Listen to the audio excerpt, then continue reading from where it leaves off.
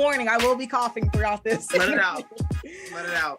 All right. Hey, everybody. It's Torrie O'Neil, founder of the Mighty Dames, and I'm here for another roll call. Finally.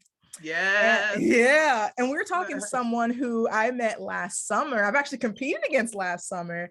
I'm talking about Brittney. Yeah, I'm talking about Brittney. How you doing, girl? So good. How are you, T? Good to see you. I'm doing pretty good. So yeah, me and you, we had a competition at we had a match at submission. What do they call it? Submission grappling series. Yeah. And we had us a little tilly. We did pretty. Fight of the night. Just saying. It was fight of the night. Yeah, and she is one of the girls who, like, I can say I have no issues. I had no issue losing to you. It was an awesome time. We had a blast, and I knew I had to bring you on here. So thank you. Tell us a little bit about yourself. Like, how long you been training? Where you training out of? What got you into Jiu Jitsu? I had always been into martial arts. My mother actually was into karate, like in the 70s. So, you know, the era of karate in the 70s was just black karate. It's a whole scene. Right. Y'all don't know. It was a whole scene. And so when I was a kid, I just always liked martial arts. And then I would say when I got to Colorado, this is like circa 2011, my friends were like, hey, we're going to go watch a fight tonight. Come with us. We have an extra ticket. It was MMA. And I was like, I want to fucking do that. Like, I was like, I want to do that. What is that? Gotcha. And so the female fighter, was only one female fight on the card. I actually just stalked her and I found the gym that she trained at. And it was called Fusebox Gym, and it was a Russian Sambo gym and judo gym.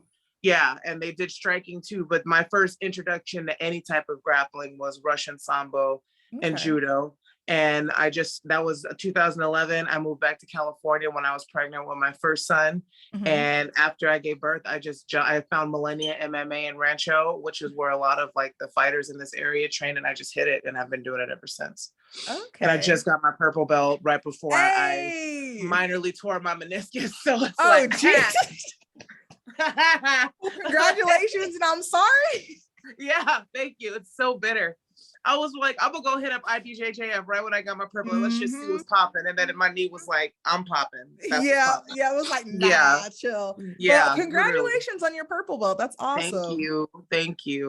So do you majorly train like no gi, or do you do both? I love no gi. I first did gi. Like they all, like, you know, when you first go to any gym, they have you do the gi in traditional style. And of course you do the frustration of, I hate this, I'm hot, I don't like this. And honestly, when I focused on no gi, I then grew an appreciation for gi. And I know it's normally backwards, but like I really, after that, I was like, I like gi. But I really flourish in my amazing self in no gi, honestly. See, that's how I was. I hated both equally for a long time. It's just because, like, if you're in no gi, you know, if you're a bigger girl, it moves quick. It moves quick. So if you're not able to grab, they will slide right on off. Slicking through. Yeah. But then again, when you threw me, great example. Segue. Yeah, legit. Like, you know, in gi, you have that opportunity. Like, no, we're not going nowhere. To bear down. You're just like, well, I guess I'm just gonna go this way now. That is same thing when we got out of the we had the little. Y'all, I'll probably insert clips so y'all know what we're talking about. Like when you got out of the in the Overtown round, it's like, okay, I'm gonna hold her arm.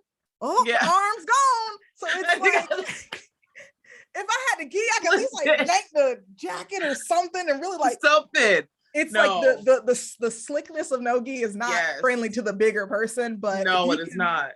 If you can be the fast big person, it definitely works for you. But the gi, at the end of the day, I hate to say it, but like if I need a break, I can just grab that gi and push them down for them. I'm like, all right, they moving too much for me. Right.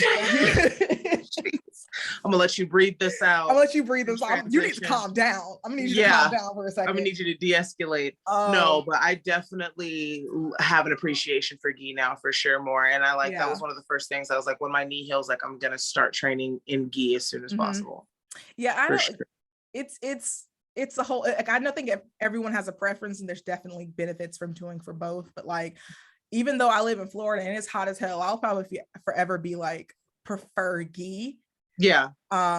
Even though like it'd be layers on layers of clothes on there, but yeah. Like I said, it's 2022. I don't care anymore. I'm about to go out there in my sports bra and just be like, look, if something come out, it come out, because I'm not, dude. I don't legit don't care about that. Yeah. So right now, so besides jiu-jitsu, what other martial arts do you do right now?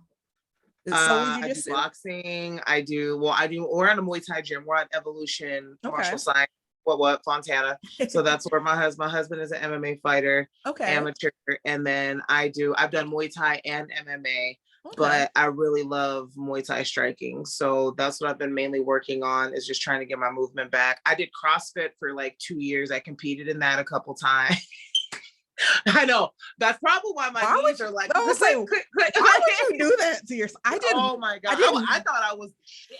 I look good, but I really feel like a lot of the stuff, and I know I can't wait to hear the hate. I know people are like, you probably have the wrong trick. No, like CrossFit literally demolished my body, and for sure my knees and my hips and all that stuff. But I've done that.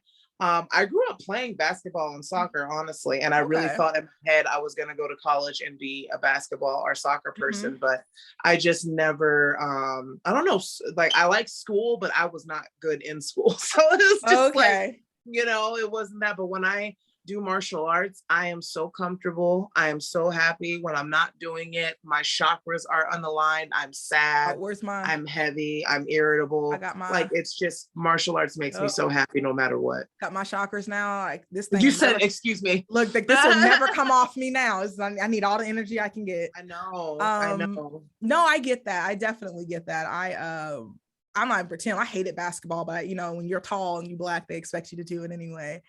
That's about it. On that's the it. team. That's it. You're stand over here. Yeah. I was barely good. I was just tall because I was lazy as hell. Like, Torrie, run down the things. Like, I just got here. Y'all passing the ball too fast for me. Like, I can't keep up. Exactly. But no, that's pretty cool. Like, I've noticed a lot of people are like, I feel like it's getting kind of rare unless you try to do a specific sport like exclusively for like a career goal. It seems like more people are cross training into other martial arts now. Yeah, which is, it's fun. It helps keep everything fresh.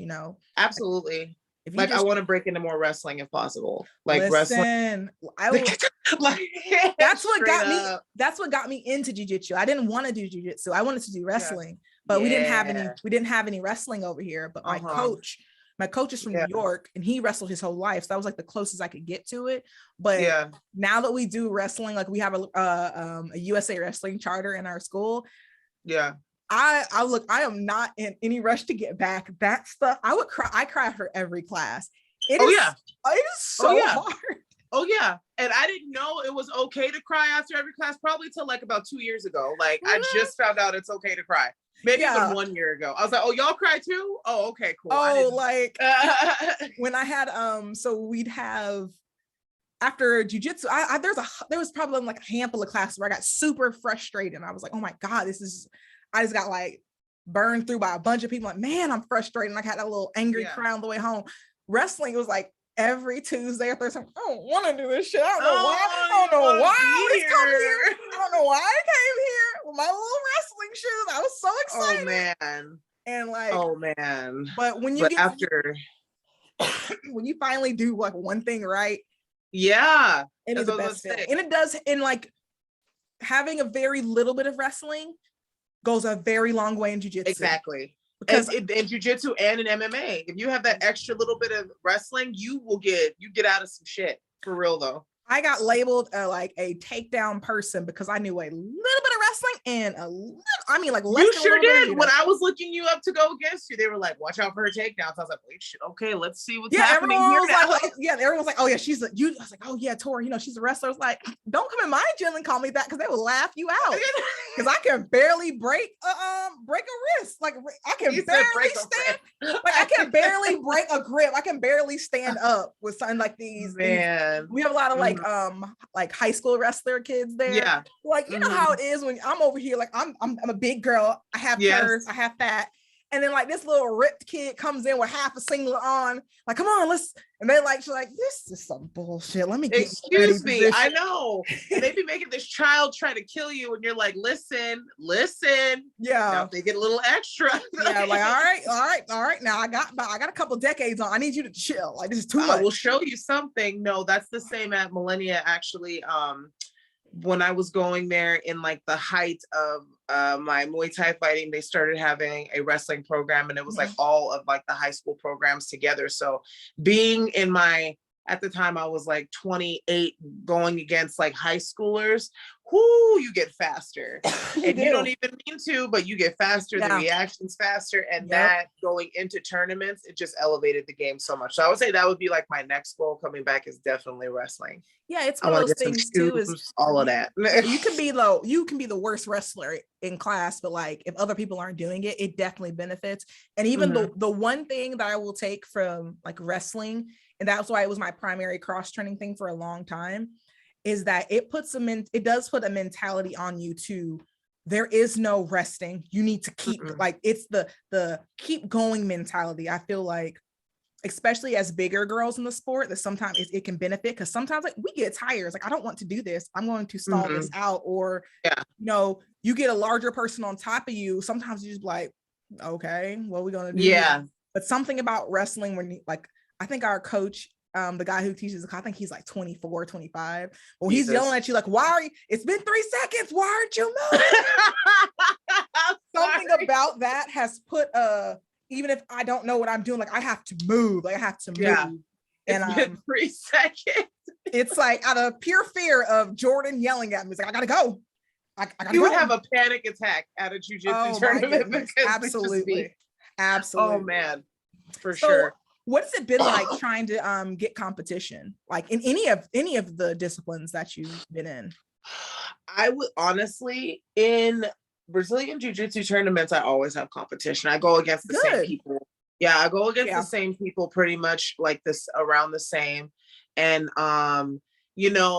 it at first, like I would say probably until like right up before I got injured, I was like, okay, you know what? I need to change something about my game, because at the last tournament I did, it was a Naga tournament, and I don't normally do Naga, but I hadn't competed, so I wanted to like get going again. There was a coach from another person, and they were like, she's gonna do this and this and this, like, and so they knew, and I was like, fuck. I was like, oh man, I know I'm gonna win, and it did it, and I won, but I do so much more in the gym. Yeah. And then when I'm on competing, I'm not giving it what I can give. So that made me want to branch out more and compete in other places. So that's why when I got the opportunity to go to Florida, I wanted to do that, because I want to get more competition, even if it means going on the other side, because again, there aren't a lot of us, so we're going to be going against the same girls. MMA is the hardest. Like I pretty much am going to be going down to welterweight. Like if I go down to welterweight, 170, which is possible. The most weight I've lost for a fight, I got down to 180 for a fight, and I'm 6'1", and I came down from about 220. So it was so funny. People that just didn't set my spirit right. That just didn't feel right in my soul. It was so funny though, because people thought I was weighing like 150, but I was like, nah, bro, I'm walking at 180 right now. When you're taller, because I'm 6'1" too. So when you're tall, people don't understand the idea of like fat stretching. Yeah, and where it's at, and where it's situated, like. Yeah. So exactly. I was. Look, if I told y'all what I weigh right now, y'all wouldn't believe me. Because exactly, same here. They'd be like, "There's no way," and I'm like, I've been at doctors where they put the weight down. They're like, "I know." Okay. Wow. Like I know what I'm bringing here. I don't need. I'm aware. I'm aware. Dang. Yeah, but that was a motive. Like honestly, like I love myself and I'm very happy with myself. But knowing that I want to fight and knowing who I want to fight and what I want to do, I know that I'm gonna have to probably go down to welterweight. And so, because not even light heavyweight, there are no there's no Bellator, there's no UFC, PFL. None of them do any. I don't think any fights over 155. And let's be honest, like 145 and 155, that's a bare bare. That's like they're just letting two people have the belt and whoop everybody's ass. So it's just like, but what I'm hearing is we need to just go ahead and start this female heavyweight and just drop it down some. Just do it. Cause look at like, I mean, people get worried that it's going to be boring, but I look at people like Francis Ngannou, like Cain Velasquez, like especially Cain Velasquez was a big dude that moves so fast and fierce. I'm like, there are women that do that. You just can't picture.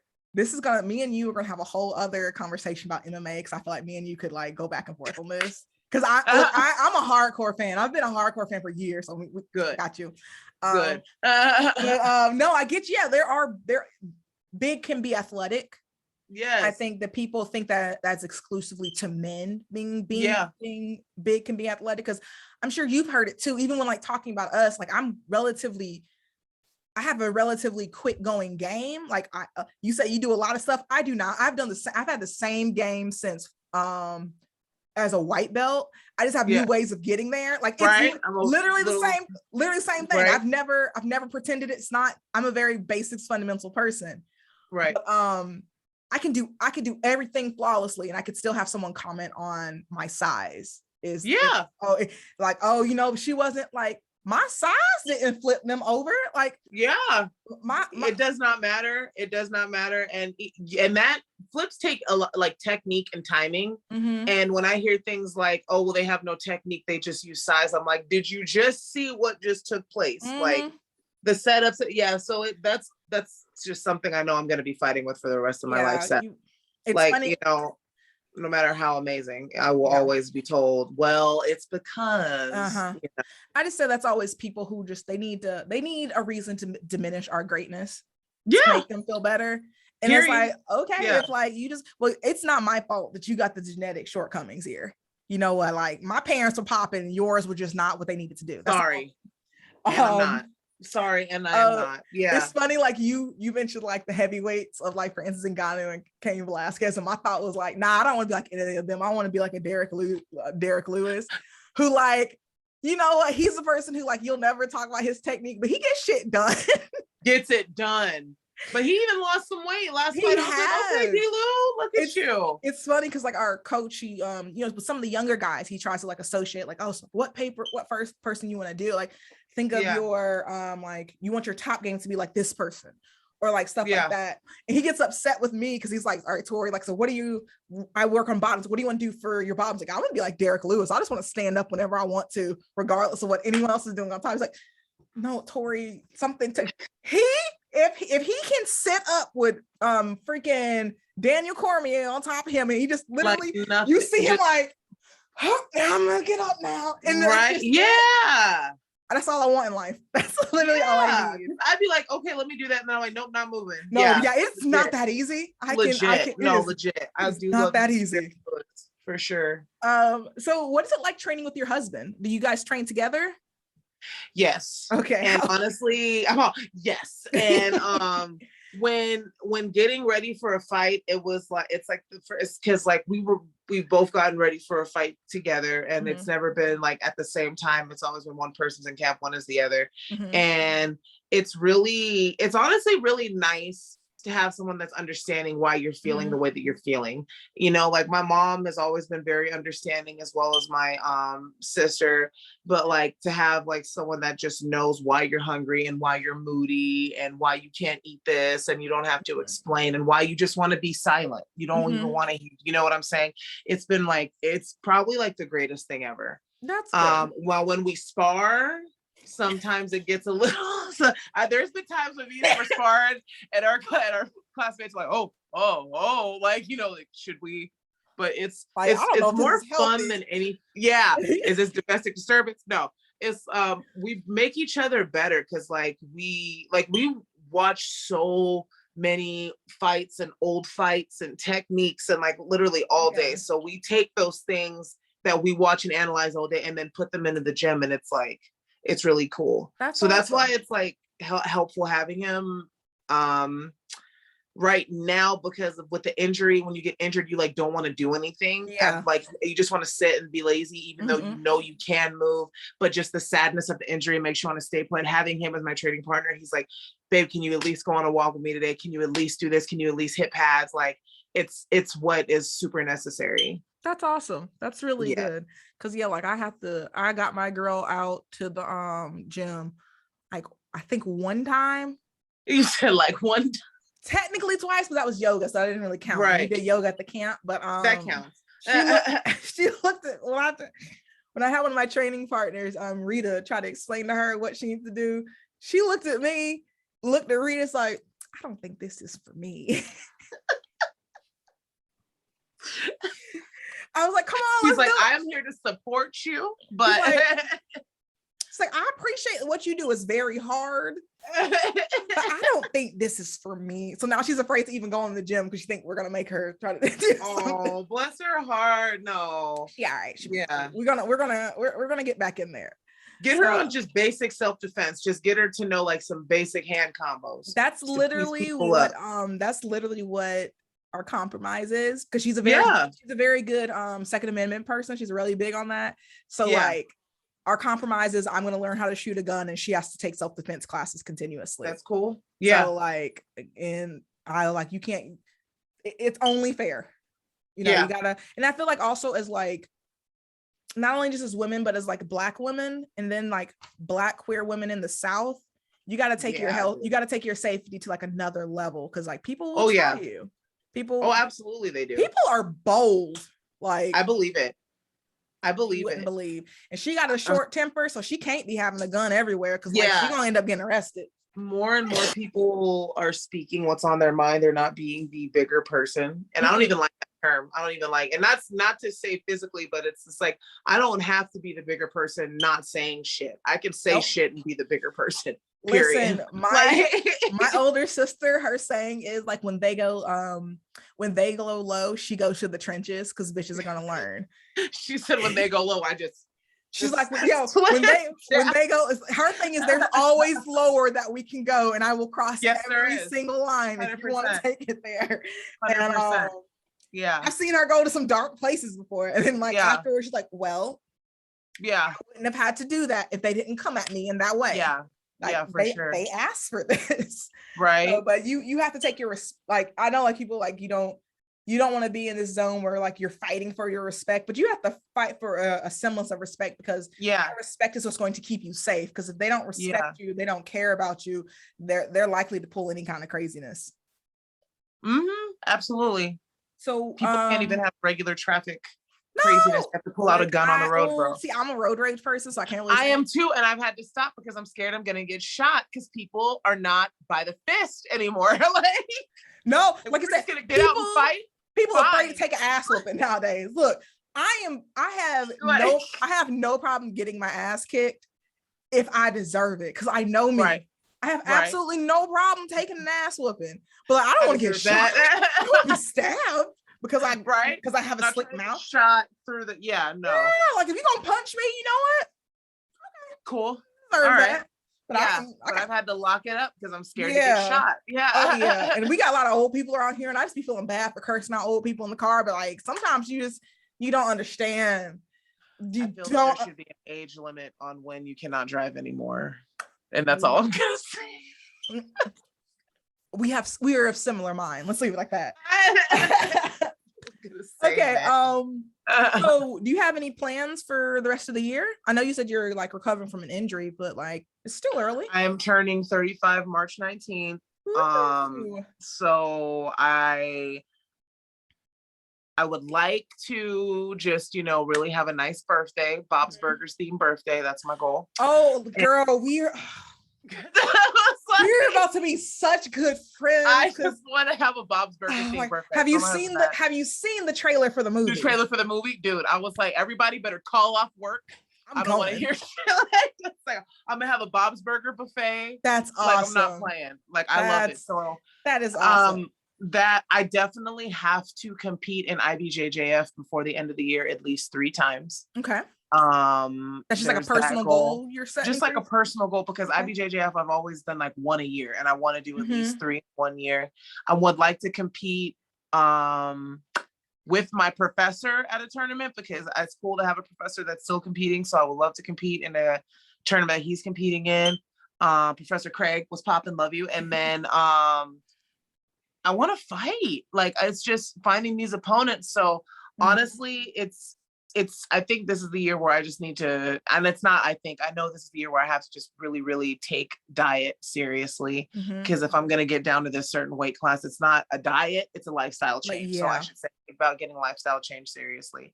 Okay. And honestly, just that's my goal, is just to be the best version of me. I don't feel like, I joke and say, oh, I'm an old lady at 35. Yes, because my joints are killing me and I train very hard and I'm broken and lower back and all that. But I'm like in like the best shape of my life, and I wouldn't change all of these little things for anything. Okay, that's good. I'm proud of that. I like that. I respect that. We have very similar goals, because I am in the worst shape of my life, but I'm not saying it's an excuse for going as hard as I've been going on the snacking. Right. But let's just say the universe has given me reasons to be like, okay, you can pick this little 20-30 pounds up real quick. Right. Just chill. We'll let you have it. But similarly, it's just I'm trying to get not just active, but active on another level that you're capable of. Exactly. Because you're able to do so much more, but those blocks, they get you. Well, good. Like luckily now IBJJF is kind of getting back to normal, where they're opening up more tournaments. So, I'm sure they're going to have more. There's going to be a lot of, especially where you're at, they'll have more tournaments popping up. Everybody's traveled a lot. Erin, for instance, she went to like Texas. I think she went to Florida also. So I'm down to travel. I'll travel to compete. Hey, I know they come to more competition. They come to Florida at least twice a year. Let me know if you come down. I would love to see you. Yes, oh my God. Yes. Well, we want to come back to Florida because we were so just proud of y'all's jiu-jitsu scene. How hard it's come a long way. Come deep for each other. Y'all filled a whole nightclub of people. It was really cool to see how like all the schools are like pretty cool with each other, and it was cool. It was really nice to see.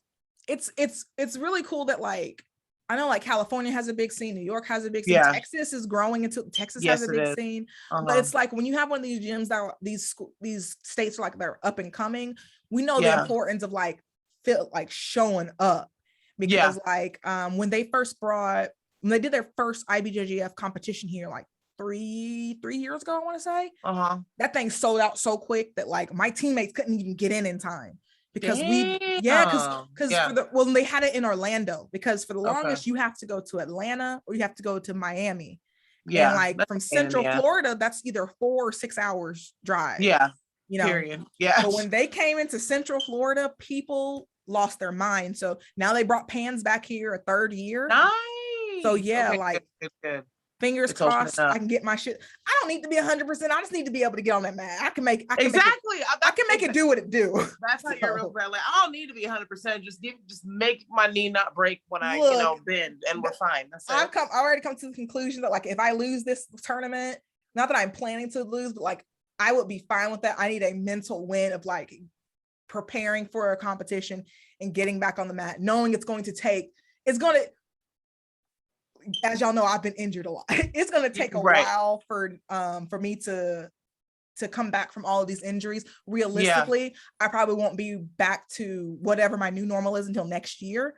And I've accepted that, but like I need that, like you said, something to look forward to.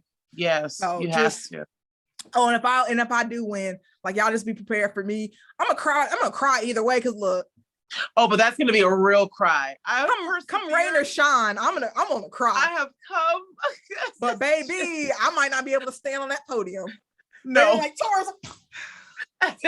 They put that medal on the. You're gonna have the shoulders just like it's gonna. I'm gonna wear that thing everywhere like it's a chain. Like Tori, what is this? Like literally. you don't know what this shit means. I don't need to do open weight. Just my division. That's it.